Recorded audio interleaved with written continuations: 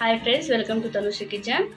ఈరోజు మనము dry fruit juice ఎలా చేసుకోవాలో చూసుకుందాం ఫ్రెండ్స్. దానికి 1/2 లీటర్ పాలు తీసుకున్నాను.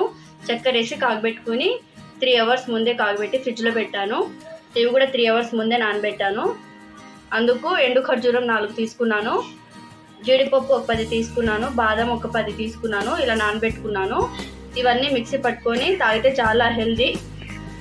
ఇది ఎలా చేసుకోవాలో చూపిస్తాను ఫ్రెండ్స్. మీరు కూడా చేసుకొని తాగండి, చాలా టేస్టీగా ఉంటుంది. ఒకసారి ఖచ్చితంగా ట్రై చేసి ఎలా కుదిరిందో నాకు కామెంట్ చేయండి.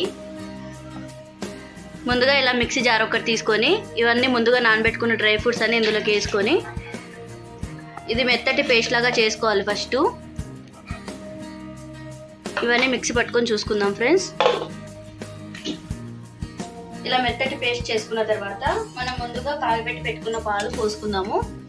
మనం ఎన్ని కావాలంటే అన్ని యాడ్ చేసుకోవచ్చు. పాలు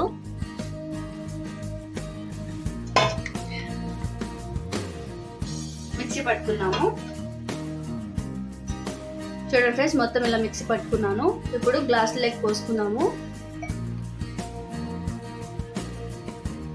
ఇలా గ్లాస్ లెక్క సర్వ్ చేసుకొని తాగితే చల్లగా చాలా బాగుంటుంది. ఒకసారి మీరు కూడా ట్రై చేయండి.